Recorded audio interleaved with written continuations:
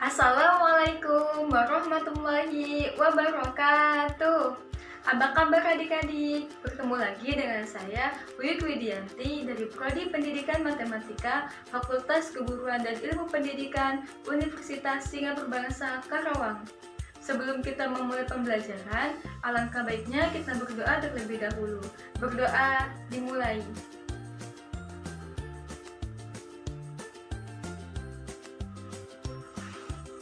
Berdoa selesai.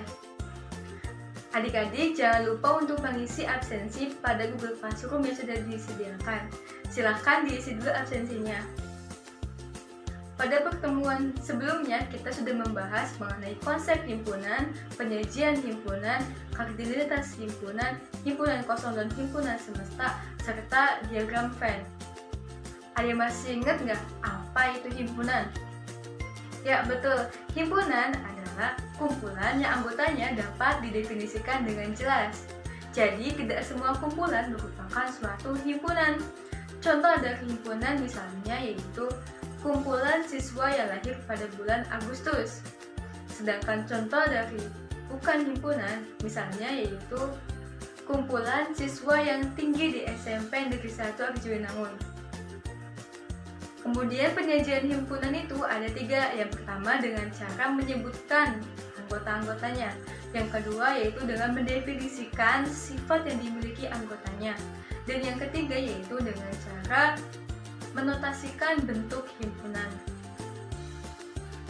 Nah, pada kesempatan kali ini kita masih akan membahas mengenai himpunan. Apa aja yang kita bahas pada kesempatan kali ini?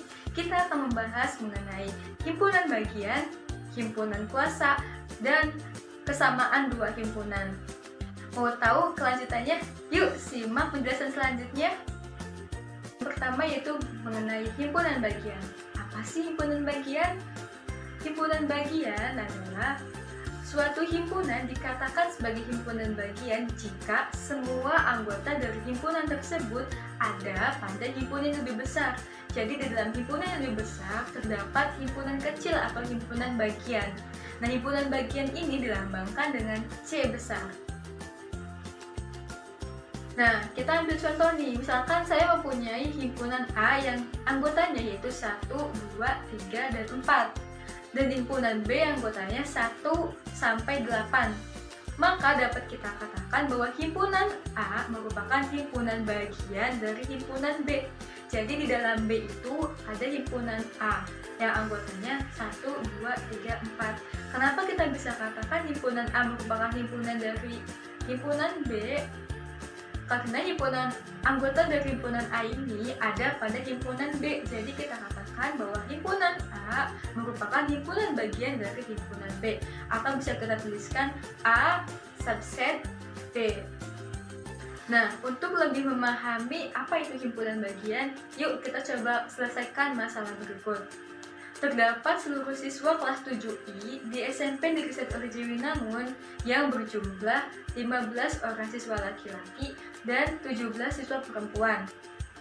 10 siswa laki-laki gemar sepak bola. 5 siswa laki-laki lainnya gemar bermain voli. 8 siswa perempuan gemar menyanyi dan 9 siswa lainnya gemar menari. Tentukan semua himpunan bagian yang mungkin dari permasalahan tersebut. Nah, kita misalkan permasalahan ini dengan sebuah himpunan. Nah, untuk seluruh siswa kelas 7I ini merupakan himpunan paling besar, himpunan semesta dari permasalahan ini. Kita misalkan S. S sebagai himpunan semesta dengan keterangan S-nya itu himpunan seluruh siswa kelas 7I. Kemudian kita punya kumpulan lainnya yaitu kumpulan siswa laki-laki yang kita namai dengan himpunan A. Jadi himpunan A itu merupakan himpunan siswa laki-laki. Kemudian kita punya kumpulan lain yaitu kumpulan siswa perempuan yang berjumlah 17 orang. Kita misalkan sebagai B. Jadi B merupakan himpunan siswa perempuan. Kemudian kita punya kumpulan lain yaitu kumpulan siswa laki-laki yang gemar sepak bola yang berjumlah 10 orang. Nah, kita misalkan himpunan ini sebagai himpunan C. Kemudian kita masih punya lagi himpunan laki-laki yang gemar voli, maka kita bisa misalkan sebagai himpunan D. Kita juga punya himpunan perempuan, siswa perempuan yang gemar menari, yaitu sebanyak 9 orang, dan kita misalkan sebagai himpunan E. Nah, selanjutnya yaitu himpunan perempuan yang gemar menyanyi yang berjumlah 8 orang, kita misalkan sebagai himpunan F. Nah, dari permasalahan ini kita bisa tentukan himpunan bagian dari suatu himpunan. Ingat ya, himpunan S itu merupakan himpunan terbesar dari suatu himpunan atau himpunan semestanya. Himpunan S itu merupakan keseluruhan siswa kelas 7I. Maka, kumpulan siswa laki-laki merupakan himpunan dari seluruh siswa. Jadi, himpunan A merupakan himpunan bagian dari S. Begitu juga dengan himpunan B. Himpunan B kan tadi merupakan himpunan siswa perempuan. Jadi himpunan B merupakan himpunan bagian dari S. Karena S itu mencakup keseluruhan dari siswa, maka S ini merupakan himpunan paling besar dan himpunan A dan B ini merupakan himpunan bagian dari S. Kemudian himpunan C dan D pun sama. Himpunan C dan D kan merupakan himpunan siswa laki-laki yang gemar sepak bola dan gemar bermain voli. Maka himpunan C dan D juga merupakan himpunan bagian dari S. Sama halnya dengan himpunan E dan F, yaitu himpunan siswa perempuan yang menggemari menari dan menyanyi. Maka ini juga merupakan himpunan bagian dari S, karena siswa laki-laki dan perempuan dan laki-laki ini merupakan anggota dari himpunan S atau anggota dari siswa kelas 7I juga. Nah, kemungkinan lainnya yaitu himpunan C dan D merupakan himpunan bagian dari A. Kenapa merupakan himpunan bagian dari A? Karena himpunan A itu kan himpunan siswa laki-laki, sedangkan himpunan C dan D itu merupakan himpunan laki-laki yang gemar sepak bola dan himpunan laki-laki yang gemar bermain voli, sama siswa laki-laki, sehingga himpunan C dan D ini merupakan himpunan bagian dari A, yaitu himpunan siswa laki-laki. Nah, begitu juga dengan himpunan E dan F. E dan F itu merupakan himpunan siswa perempuan yang gemar menari dan himpunan siswa perempuan yang gemar menyanyi. Maka ini juga merupakan suatu himpunan bagian dari himpunan B. Himpunan B kan tadi himpunan siswa perempuan, maka himpunan E dan F ini merupakan himpunan bagian dari himpunan B. Nah, itu merupakan contoh dari himpunan bagian. Sekarang, gimana sih contoh dari yang bukan himpunan bagian? Kita misalkan himpunan E itu bukan merupakan himpunan bagian dari A. Kenapa? Karena himpunan E merupakan himpunan siswa perempuan yang gemar menari, siswa perempuan, sedangkan himpunan A itu merupakan himpunan siswa laki-laki. Jelas di sini siswa perempuan dan siswa laki-laki itu berbeda, maka himpunan E bukan merupakan himpunan bagian dari A. Begitupun dengan himpunan F. Himpunan F juga bukan merupakan himpunan bagian dari A, karena himpunan F itu himpunan perempuan, siswa perempuan yang gemar menyanyi, sedangkan himpunan A merupakan himpunan siswa laki-laki. Di sini berbeda ya. Nah, itu yang dikatakan bukan himpunan bagian. Nah, maka diagram Venn yang bisa dibentuk itu seperti apa? Kita punya himpunan semesta. Himpunan semesta itu kita lambangkan sebagai kotaknya, kita lambangkan sebagai perseginya itu himpunan S, yaitu himpunan seluruh siswa kelas 7I. Kemudian kita punya kurva atau himpunan yang besar, yaitu himpunan laki-laki dan himpunan perempuan. Ada dua himpunan yang lebih besar dalam himpunan S tersebut. Nah, di dalam himpunan A dan B ini kita juga punya himpunan bagian lagi. Himpunan bagian yaitu himpunan C dan D yang merupakan himpunan bagian dari A, dan himpunan E dan F yang merupakan himpunan bagian dari B. Maka C, D ini ada di dalam himpunan A. Begitupun dengan E dan F ada pada lingkaran B. C, D, E, F ini juga merupakan himpunan bagian dari S karena masih ada di ruang lingkup S. Maka himpunan C, D, E, F, A, B, C, D, E, F merupakan himpunan bagian dari S, dan himpunan CD merupakan himpunan bagian dari A, serta himpunan EF merupakan himpunan bagian dari himpunan B. Nah, tadi dalam suatu kasus kita menemukan beberapa kemungkinan himpunan bagian yang bisa dibentuk. Nah, kita juga sekarang akan coba mengetahui bagaimana kita menentukan banyaknya jumlah himpunan bagian dari suatu himpunan. Kita ambil contoh. Saya memiliki himpunan A, yaitu himpunan 1, 2, dan 3. Nah, maka berapa banyak kemungkinan yang bisa dibentuk dari himpunan A ini, berapa banyak himpunan bagian yang dapat dibentuk. Nah, kita misalkan himpunan A ini berarti memiliki beberapa kemungkinan yang memiliki himpunan bagian, yaitu yang pertama, tidak memiliki anggota sama sekali atau sebagai himpunan kosong. Maka himpunan kosong ini merupakan himpunan bagian dari A. Kemudian yang kedua yaitu kemungkinan hanya memiliki satu anggota atau himpunan bagiannya hanya memiliki satu anggota. Misalnya himpunan 1, himpunan 2, himpunan 3. Nah, kemungkinan yang ketiga yaitu memiliki dua anggota. Jadi hanya punya dua anggota. Contohnya himpunan 1 dan 2. Himpunan 1 dan 3, dan himpunan 2 dan 3. Kak, kalau himpunan 2 dan 1 gimana? Kalau himpunan 3 dan 1 gimana? Atau himpunan 3 dan 2 gimana? Nah, dalam himpunan kita tidak mengenal urutan. Jadi walaupun 2 dan 1, 1 dan 2 itu sama aja, dianggap satu. Sama halnya dengan 3 dan 1 dan 1 dan 3 itu dianggap satu, sama aja. Tidak berlaku kebalikan dalam himpunan. Nah, kemungkinan yang keempat yaitu himpunan yang memiliki 3 anggota.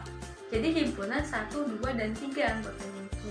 Nah, maka berapa banyak himpunan bagian yang dapat dibentuk dari himpunan A ini?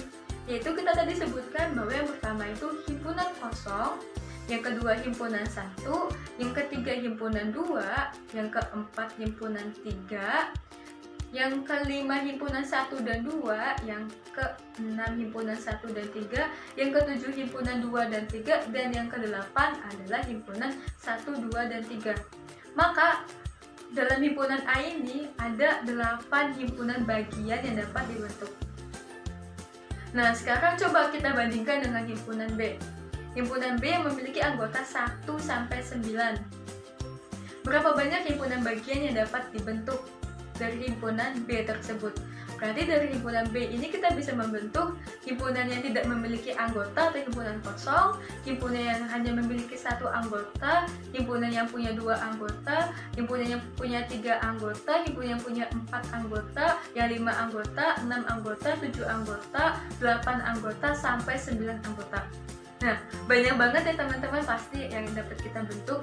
Kalau himpunan A yang punya 3 anggota aja bisa dibentuk 8 himpunan bagian.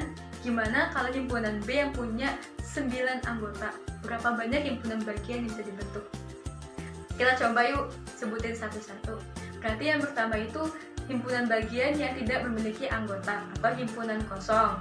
Yang kedua, himpunan yang hanya memiliki satu anggota. Berarti ada himpunan 1, himpunan 2, himpunan 3, himpunan 4, himpunan 5, sampai himpunan 9. Terus ada juga himpunan yang memiliki 2 anggota.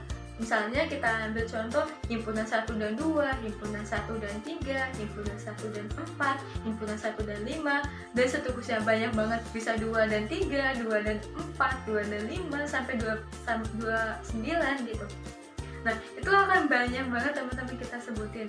Kebayang dong 3 anggota, yang punya 3 anggota aja ada 8 himpunan bagian. Gimana yang 9 anggota?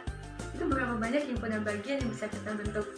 Nah, maka dari itu kita ada cara untuk mengetahui banyaknya atau total dari himpunan bagian yang bisa dibentuk. Yaitu coba kita perhatikan. Tadi kan yang 3 anggota itu 8. Yang 3 anggota yang himpunan A kan tadi 3 anggota. Nah, itu banyaknya himpunan bagian yang mungkin itu ada 8. Nah, maka kita bisa menggunakan rumus yaitu 2 pangkat N. 2 pangkat N kecil, di mana N kecil itu merupakan bilangan ordinal atau banyaknya anggota himpunan. Kayak tadi himpunan A. Himpunan A punya 3 anggota, maka 2 pangkat 3 yaitu 2 dikali 2 dikali 2. 2 kali 2, 4. 4 kali 2, 8. Tadi benar kan ya? Kalau himpunan A itu punya 8 anggota himpunan bagian. Nah, sekarang untuk himpunan B yang punya 9 anggota, maka tinggal kita tulis aja 2 pangkat 9. Berarti 2 kali 2 kali 2 kali 2 kali 2 sampai 9 sama dengan berapa? Itu 2 pangkat 9 itu sama dengan 256. Banyak banget ya teman-teman ya. Nah, itu cara untuk kita mengetahui jumlah atau total dari himpunan bagian yang mungkin dapat dibentuk. Jadi himpunan B yang anggotanya 1 sampai 9 itu memiliki kemungkinan himpunan bagian sebanyak 256 himpunan bagian. Biasanya teman-teman, selain kita disuruh atau diminta untuk menentukan banyaknya himpunan bagian, kita juga biasanya diminta untuk menyebutkan berapa banyak himpunan bagian yang anggotanya 1, yang anggotanya 2, yang anggotanya 3, dan seterusnya. Nah, gimana cara kita menyelesaikannya? Kita dapat menyelesaikan itu dengan segitiga Pascal. Nah, saya berikan contoh, misalnya saya punya himpunan B yang anggotanya itu A, B, C, D, E, F. Ada 6 anggota. Ada 6 anggota berarti 2 pangkat 6. 2 pangkat 6 itu berapa ya?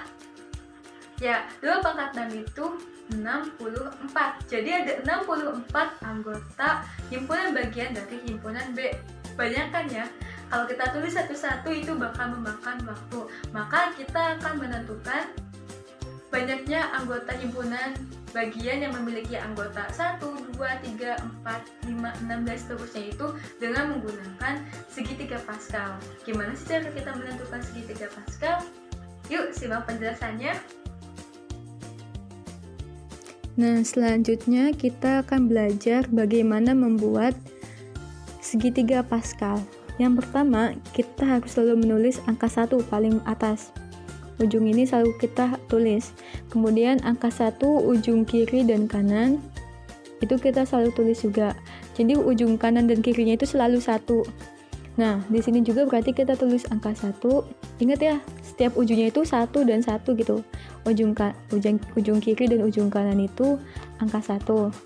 Nah, di tengah ini antara 1 dan 1 kita jumlahkan.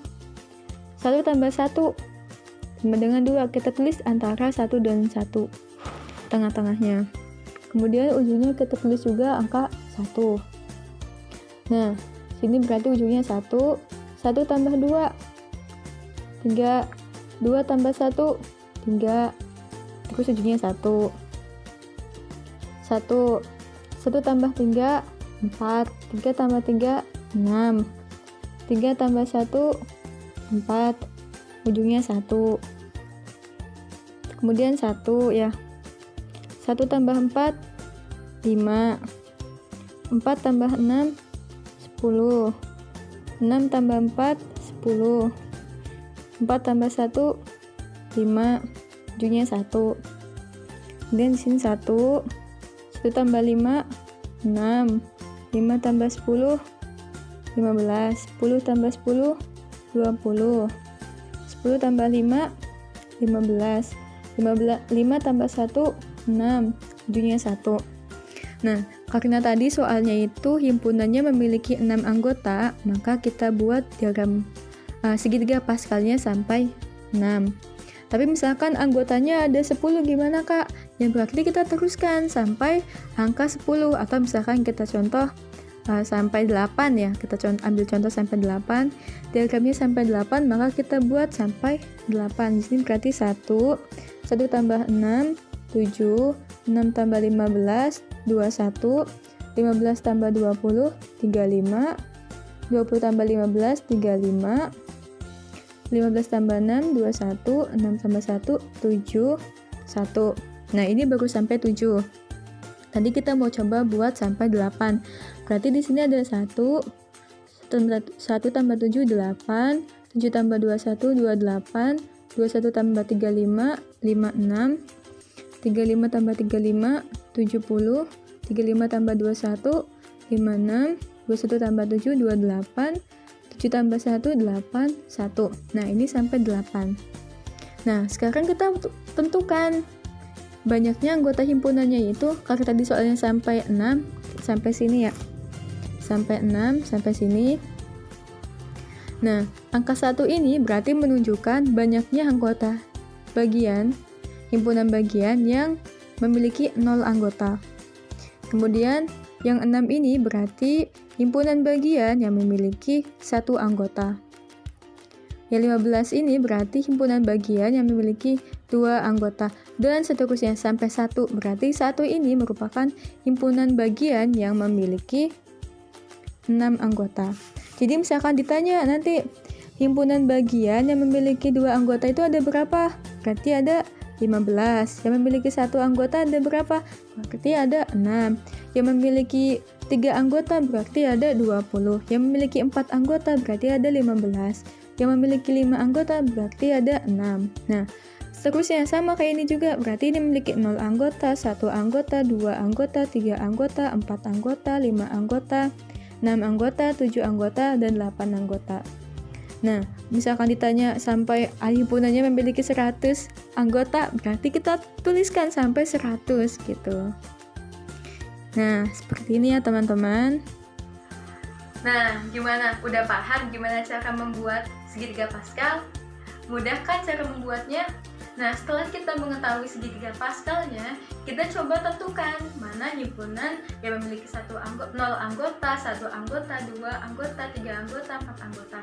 Nah, di sini kita punya 6 anggota himpunan ya kan, dari A sampai F, berarti ada 6 anggota himpunan. Di sini kita diminta untuk menentukan himpunan bagian yang anggotanya 0. Maka himpunan bagian yang anggotanya 0 itu ada 1. Ya, 1. Terus anggota himpunan bagian yang memiliki 1 anggota. Yang punya 1 anggota berarti ada 6. Kita terus saja dari yang paling kiri sampai ke paling kanan, dari 0, 1, 2, 3, 4, 5, dan seterusnya. Itu dari kiri sampai ke kanan. Perhitungannya dari 0 sampai seterusnya. Nah, maka untuk himpunan bagian yang memiliki 2 anggota itu ada 15. Kemudian himpunan bagian yang memiliki 3 anggota itu ada 20. Himpunan bagian yang memiliki 4 anggota berarti ada 15. Kemudian himpunan bagian yang memiliki 5 anggota ada 6. Dan himpunan bagian yang memiliki 6 anggota itu hanya ada 1. Nah, sekarang himpunan bagian yang minimal memiliki 3 anggota. Karena minimal memiliki 3 anggota, maka yang memiliki 3 anggota itu masih di bawah. Nah, berarti yang memiliki 3 anggota, yang memiliki 4 anggota, memiliki 5 anggota, dan memiliki 6 anggota. Tadi kan yang memiliki 3 anggota itu ada 20, yang memiliki 4 anggota ada 15, yang memiliki 5 anggota ada 6, yang memiliki 6 anggota ada 1, maka 20 ditambah 15 ditambah 6 ditambah 1 itu sama dengan 42. Nah, yang selanjutnya yaitu himpunan bagian yang memiliki maksimal 3 anggota. Karena maksimal 3 anggota berarti paling banyak itu 3 anggota.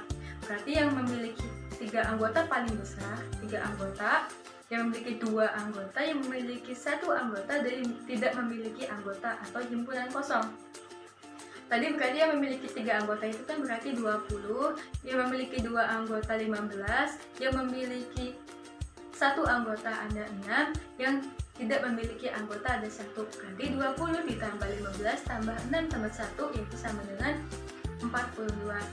Nah, sekarang gimana kalau himpunan bagian yang memiliki kurang dari 3 anggota? Kurang dari 3 anggota. Maka kalau kurang dari 3 anggota, angka 3-nya itu ada di bawah. Yang memiliki 3 anggotanya itu tidak terbawa. Maka hanya sampai yang memiliki 2 anggota, yang memiliki 1 anggota, dan yang memiliki 0 anggota. Maka yang memiliki 2 anggota tadi berapa? 15. Yang memiliki 1 anggota 6. Yang memiliki 0 anggota ada 1, maka 15 ditambah 6 ditambah 1 yaitu 22. Nah, sekarang himpunan bagian yang memiliki lebih dari 3 anggota. Maka harus lebih dari 3, berarti 4, 5, dan 6. Nah, 3-nya ini nggak dibawa, 3-nya tidak dibawa. Jadi hanya yang memiliki 4 anggota, yang memiliki 5 anggota, dan yang memiliki 6 anggota. Yang memiliki 4 anggota itu ada berapa? Ada 15. Ditambah yang memiliki 5 anggota sebanyak 6.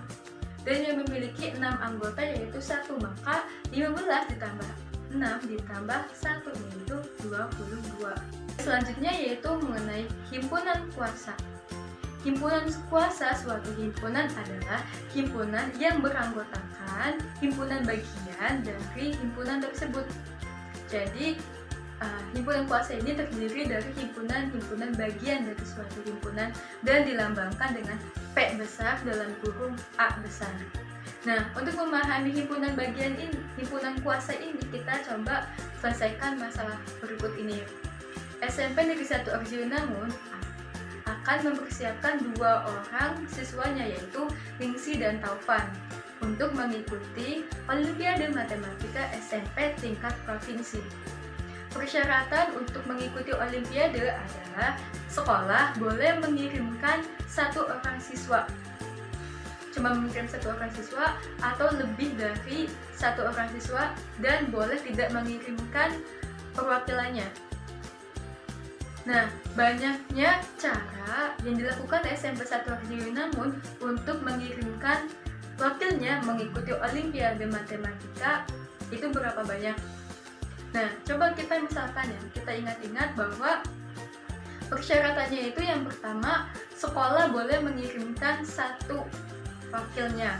Yang kedua, sekolah boleh mengirimkan lebih dari 1 wakilnya. Dan yang ketiga yaitu dengan cara tidak mengirimkan wakilnya sama sekali.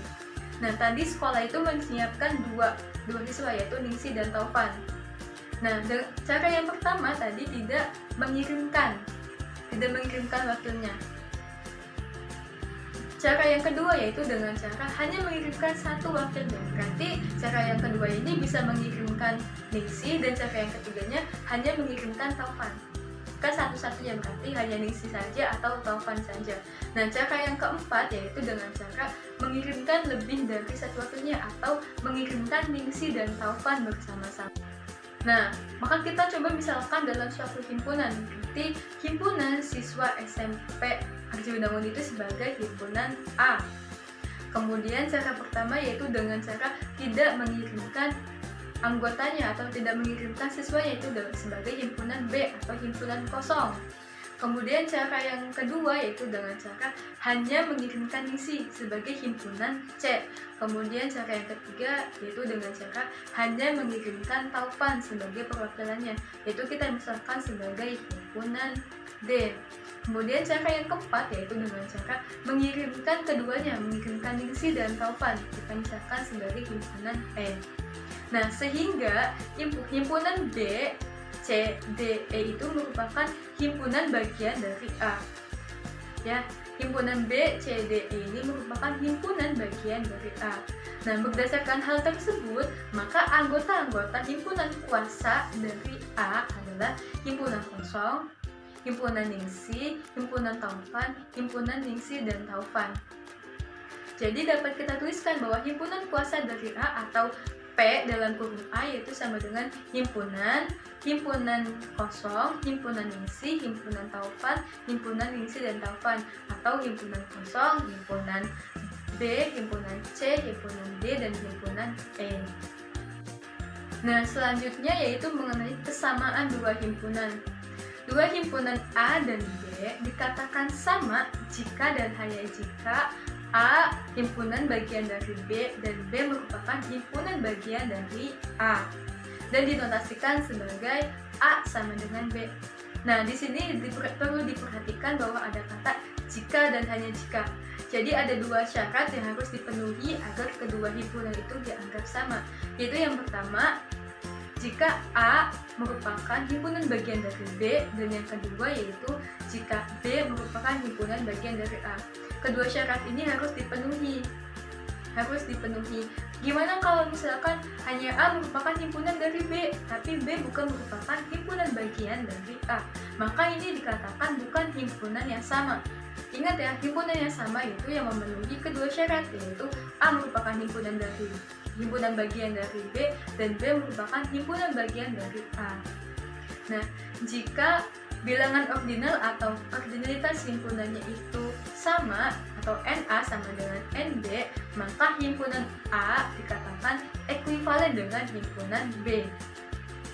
Nah, kita coba perhatikan tabel berikut. Yang pertama itu himpunan A yang anggotanya itu himpunan 1, 2, dan 3, dan himpunan B yang anggotanya 1, 2, dan 3 juga.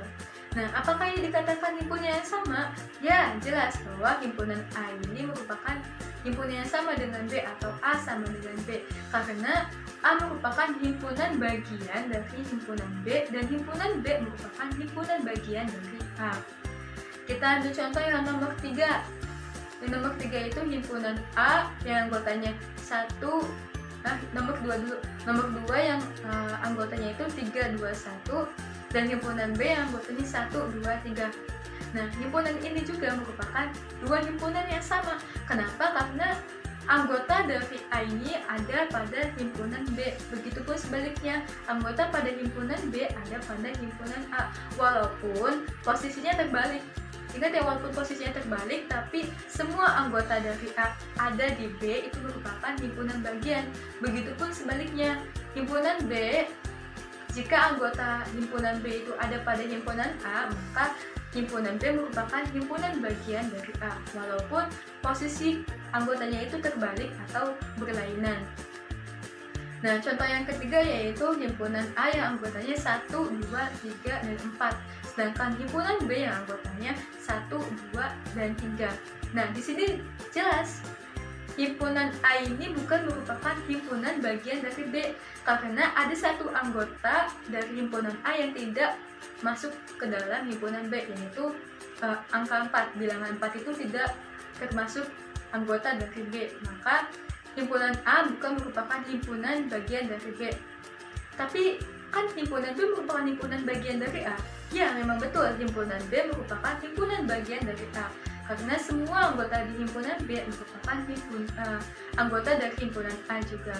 Tapi ingat, di sini kita harus memenuhi dua syarat, yaitu A himpunan bagian dari B dan B merupakan himpunan bagian dari A. Jika hanya salah satu syarat yang terpenuhi, ini bukan merupakan suatu himpunan yang sama. Nah, selanjutnya himpunan A dan B, yang A-nya itu himpunan A, B, C, dan B-nya himpunan 1, 2, dan 3. Nah, apakah ini merupakan himpunan yang sama? Bukan. Ini bukan merupakan himpunan yang sama, jelas. Himpunan A itu terdiri dari huruf A, B, C, sedangkan himpunan B terdiri dari angka 1, 2, dan 3.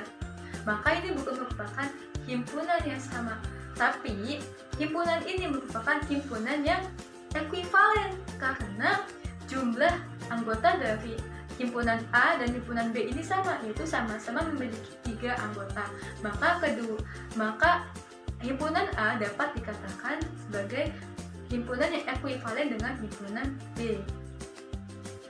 Nah, kita coba ambil contoh, yaitu diketahui himpunan A yang anggotanya itu H, A, R, U, M, dan himpunan B yang anggotanya itu M, U, R, A, H. Nah, selidikilah apakah himpunan A merupakan himpunan bagian dari B. Yang kedua, apakah himpunan B merupakan himpunan bagian dari A. Dan perhatikan anggota himpunan A dan B. Kesimpulan apa yang bisa kamu temukan? Apakah A ekuivalen dengan B? Nah, untuk menjawab yang nomor 1, kita coba sebutkan anggota-anggota dari himpunan A. Yaitu himpunan A memiliki anggota H, A, R, U, M. Nah, H, A, R, U, M ini ternyata merupakan himpunan bagian dari B. Walaupun kita coba lihat, walaupun peletakannya berbeda, tapi semua anggota di A ini terdapat pada himpunan B. Jadi A merupakan himpunan bagian dari B. Kemudian yang untuk nomor B, selidikilah apakah B merupakan himpunan bagian dari A. Ya, betul, merupakan himpunan bagian dari A karena himpunan B ini anggotanya ada pada himpunan A. Walaupun peletakannya sama tadi, berbeda, namun semuanya itu ada pada himpunan A. Maka dapat kita katakan bahwa himpunan B merupakan himpunan bagian dari himpunan A. karena dari hasil A dan B itu bahwa A merupakan himpunan bagian dari B dan B merupakan himpunan bagian dari A, maka dapat kita katakan bahwa A sama dengan B. Nah, sehingga kita bisa sebut bahwa A dan B ini merupakan himpunan yang sama.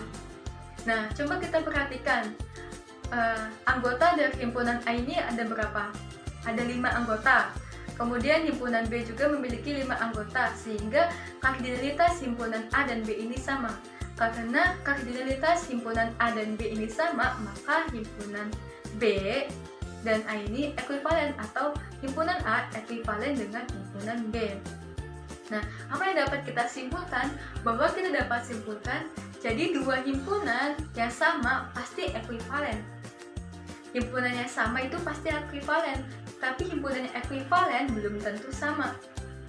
Seperti tadi, himpunan HAFUM dengan MUFAH itu himpunan yang sama dan pasti sudah ekuivalen karena jumlahnya sama-sama 5. Tapi kita coba lihat yang tadi tabel himpunan ABC dengan himpunan 1, 2, dan 3 merupakan himpunan yang ekuivalen tapi tidak sama karena anggotanya itu berbeda. Nah, gimana teman-teman? Banyak yang materi yang kita pelajari hari ini. Semoga teman-teman bisa mempelajarinya dengan cermat. Oh ya, sebelumnya saya ada sedikit oleh-oleh buat teman-teman. Yuk kita coba selesaikan latihan berikut ini. Dan jangan lupa untuk kirim hasilnya pada Google Classroom yang sudah disediakan. Saya tunggu pengumpulannya 1 minggu dari sekarang. Semangat untuk mengerjakan! Kayak sebelum kita tutup pembelajaran hari ini, saya ingin menyampaikan bahwa teman-teman tetap jaga kesehatan, patuhi protokol kesehatan, dan jangan lupa untuk memakai masker. Untuk pertemuan selanjutnya, saya meminta kepada teman-teman untuk mempelajari materi mengenai operasi himpunan atau sifat-sifat himpunan, irisan, gabungan, komplement. Nah, itu coba dipelajari dulu sama teman-teman dan insya Allah minggu depan kita bahas bersama-sama. Nah, sebelumnya saya mengucapkan banyak-banyak terima kasih kepada teman-teman yang sudah meluangkan waktunya. Semoga teman-teman dapat memahami pembelajaran hari ini dengan cermat. Sebelum saya tutup, mari kita berdoa terlebih dahulu. Berdoa, mulai.